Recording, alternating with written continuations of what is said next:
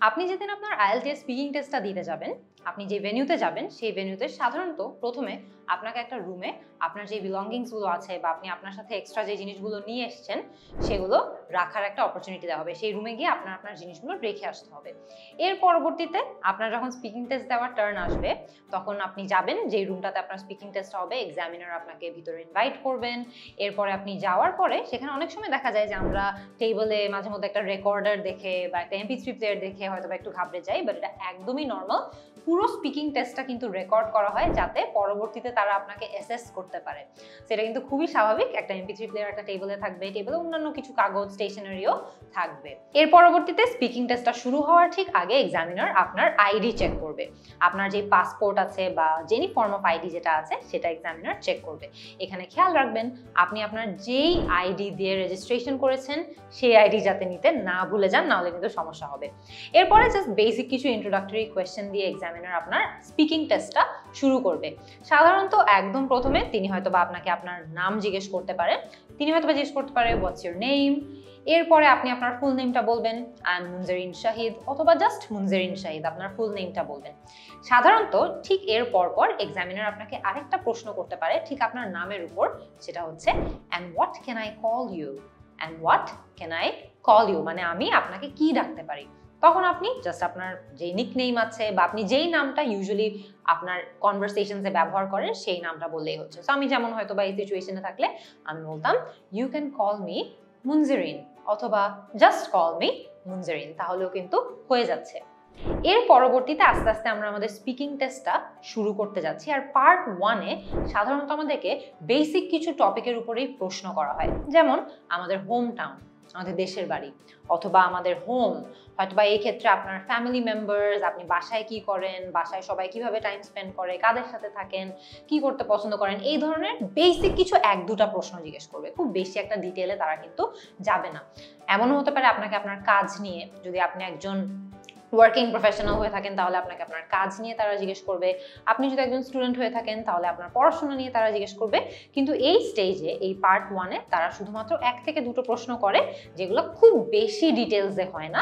সেগুলো সাধারণত খুব বেসিক এরকম কয়েকটা টপিকের মধ্যেই তারা করে থাকে।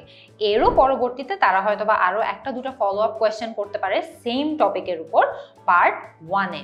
ওই টপিকের উপরেই তারা কিছু বিল্ড করতে চায়। ধরেন আপনাকে যদি কাজ নিয়ে প্রশ্ন করে থাকে তাহলে হয়তো বা কাজের উপর আরো কিছু বিস্তারিত কোয়েশ্চেন তারা করে থাকবে।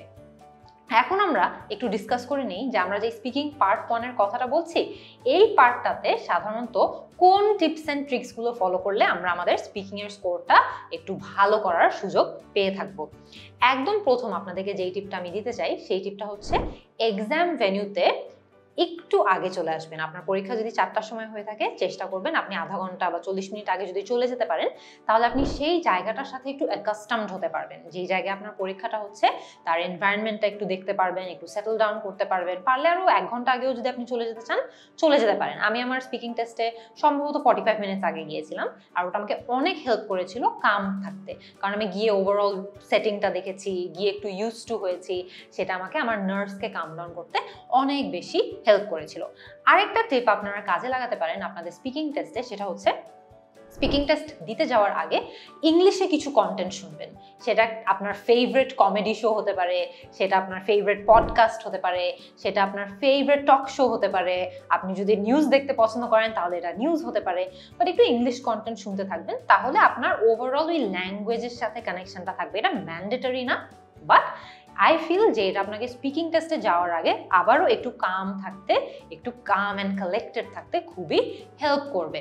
তাছাড়া আমরা যদি আগাই, থার্ড যে টিপটা আমি আপনাদেরকে বলতে চাই, একটু মেন্টালি প্রিপেয়ার্ড থাকবেন। স্পিকিং টেস্টে গিয়ে আমাদেরকে কিন্তু অনেক কথাবার্তা বলতে হবে, তাই না? এত কথাবার্তা বলতে আমরা কিন্তু কেউই ইউজ টু না ইংলিশে। সো খুব ভালো করে প্র্যাকটিস করে যদি আপনি যান তাহলে আপনি মেন্টালি প্রিপেয়ার্ড থাকতে পারবেন। IELTS এর স্পিকিং টেস্টের ওভারঅল ফরম্যাট সম্পর্কে যদি আপনার একদম ভালোভাবে জানা থাকে আপনি অনেক প্রিপেয়ার্ড থাকতে পারবেন, এবং এটা আপনাকে একটা পজিটিভ মুডে থাকতে অনেক হেল্প করবে। আপনি যদি একদম গম্ভীর হয়ে স্পিকিং টেস্টে ঢুকেন হয়তো বা আপনার বডি ল্যাঙ্গুয়েজ দেখে এক্সামিনারও সেই জিনিসটা পছন্দ না করতে পারে। যাবেন, পজিটিভ মুডে থাকবেন, এক্সামিনারকে গ্রিট করবেন উইথ আ স্মাইল, তাহলে দেখা যাবে যে ওভারঅল পুরো জিনিসটা আপনার আরো কম ভয়ঙ্কর লাগবে, আপনার নার্ভাসনেসটাও অনেক কমে আসবে। এরপরে আপনাদেরকে যেই টিপটা দিতে চাই স্পিকিং টেস্টের জন্য সেটা হচ্ছে আপনারা একটা জিনিস খেয়াল করবেন, যদি আপনারা স্পিকিং টেস্ট দিতে চান, আপনারা যখন কথা বলছেন তখন এক্সামিনার কিন্তু অনেকগুলো নোট নিতে থাকে। তারা যে নোটগুলো নেন এগুলো নিয়ে ডিস্ট্রাক্টেড হবেন না। নোট নেওয়াটা is a very normal part of the speaking test. এই টাইমটাতে এক্সামিনার যেটা করে সেটা হচ্ছে যে আপনার টাইমিংগুলো তারা নোট করে রাখে। এখানে কিন্তু তারা আপনাকে কি স্কোর দিবে সেটা ডিসাইড করে না। সো প্লিজ এটা নিয়ে আপনারা নার্ভাস থাকবেন না। তারা যা যা নিজেদের পার্সোনাল নোট টেকিং এর জন্য অনেক কিছু তারা টুকে রাখে, বাট এটা কিন্তু একদমই নর্মাল। এটা দেখে নার্ভাস হওয়ার কোনো কিছু নাই। আপনার মেইন স্কোরটা কিন্তু এক্সামে অ্যাসেস হওয়ার চেয়ে আরো বেশি হচ্ছে যে তারা যে রেকর্ডিংটা রেখে দেয়, ওই রেকর্ডিংটা আরো পরবর্তীতে অনেক এক্সামিনার শুনে তারপরে আপনাকে অ্যাসেস করে। সো এটা কিন্তু এক্সামিনার নিজের পার্সোনাল রেকর্ড কিপিং এর জন্যই নোটগুলো নিচ্ছে। এটা দেখে আপনারা যাতে খুব একটা বেশি নার্ভাস না হন। এরপরে আপনাদের সাথে যে টিপটা শেয়ার করতে চাই সেটা হচ্ছে আপনাদের আনসারগুলো পার্ট 1-এ অন্তত একটু সিম্পল রাখার চেষ্টা করবেন, একটু শর্ট রাখার চেষ্টা করবেন। এই পার্টে মূলত আপনাদেরকে এক্সামিনার যেই ধরনের কোয়েশ্চেনগুলো করে এগুলো আইস ব্রেকিং করার জন্য করে।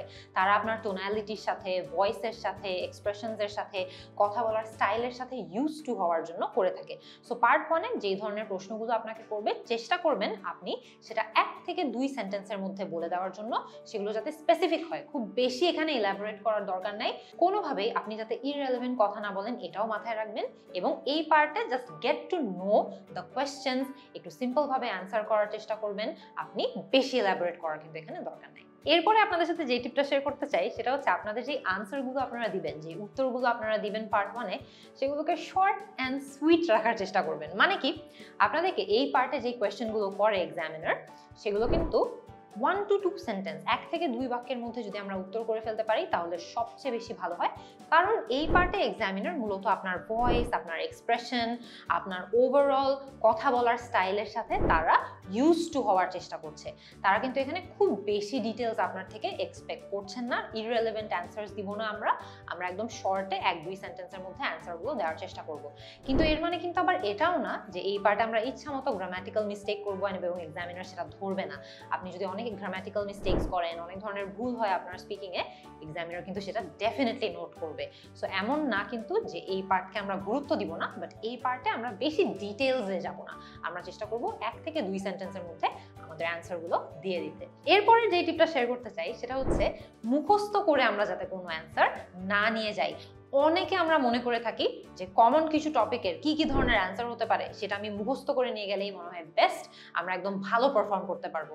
এটা কিন্তু একদমই ভুল ধারণা। এক্সামিনাররা যারা পরীক্ষা নেয় IELTS স্পিকিং এর, তারা কিন্তু অনেক দিন ধরে স্পিকিং টেস্ট নিচ্ছে। তারা কিন্তু 100% বুঝে যাবে যখন আপনি মুখস্থ করে অ্যান্সার দেওয়ার চেষ্টা করছেন। উল্টা আমি বলবো যে হ্যাঁ, কমন কিছু টপিক নিয়ে ওভারঅল একটা ধারণা নিয়ে যাবেন। আচ্ছা, আমাকে যদি ওয়ার্ক নিয়ে জিজ্ঞেস করে আমি এই জিনিসগুলো হয়তো বা বলতে পারি। আমাকে আমার ফেভারিট ফ্লাওয়ার নিয়ে, কথার কথা আমাকে আমার IELTS স্পিকিং টেস্টে ফেভারিট ফ্লাওয়ার নিয়ে জিজ্ঞেস করেছিল। সো আমি তখনই চিন্তা করে গিয়েছিলাম, আমি তার আগের দিন এরকম কমন টপিক রিভিশন দিয়েছিলাম এবং চিন্তা করেছিলাম যে আচ্ছা, আমার ফেভারিট ফ্লাওয়ার নিয়ে যদি আমাকে জিজ্ঞেস করে আমি এই ফ্লাওয়ারের কথা বলবো এবং এই কারণে বলবো। কিন্তু আমি কিন্তু আনসার মুখস্থ করে যাইনি। সো আপনারাও কিন্তু মুখস্থ করে যাবেন না, কারণ এটা কিন্তু তারা 100% ধরতে পারবে। কোনোভাবে অ্যান্সার মুখস্থ করে যাওয়া যাবে না। আরেকটা যেই টিপটা আমি আপনাদের সাথে শেয়ার করতে চাই সেটা হচ্ছে এক্সামিনারকে আমরা লিস্ট দিব না, ঠিক আছে? লিস্ট অফ আনসার্স কিন্তু এখানে দেওয়া যাবে না। ধরেন এক্সামিনার আপনাকে জিজ্ঞেস করলো আপনি সারাদিন কি করেন, what do you do all day. আপনি বললেন I eat, I sleep, I go to work, I come back. এভাবে করে কিন্তু লিস্ট তারা আপনার থেকে চাচ্ছে না, আপনার ডেইলি রুটিন সম্পর্কে জানতে চাচ্ছে। সো গুছিয়ে সুন্দর করে একই ধরনের সেন্টেন্স ব্যবহার করবেন না, কিপ ইট ডাইভার্স। চেষ্টা করবেন সিম্পল সেন্টেন্সেস ইউজ করতে, কমপ্লেক্স সেন্টেন্সেস ইউজ করতে, খুব কম্বিনেশন রাখার চেষ্টা করবেন এবং কোনোভাবেই 1 2 3 4 5 6 এরকম লিস্ট আকারে অ্যান্সার দিবেন না। চেষ্টা করবেন সুন্দর করে গুছিয়ে একটা প্যারাগ্রাফ আকারে অ্যান্সার দিতে। তাহলে ওভারঅল কিন্তু আপনার স্পিকিং এর যেই ক্রাইটেরিয়াগুলোর উপর আপনার স্পিকিং টেস্ট মার্ক করা হবে, সেই সকল ক্রাইটেরিয়াগুলো নিয়েই আপনি ভালোভাবে আগাতে পারবেন। আশা করি এই ভিডিওটা দেখে আপনারা ওভারঅল IELTS স্পিকিং টেস্টের পার্ট 1-এ কিভাবে আরো একটু ভালো করতে পারবেন সেটা সম্পর্কে একটা ধারণা পেয়েছেন। All the best.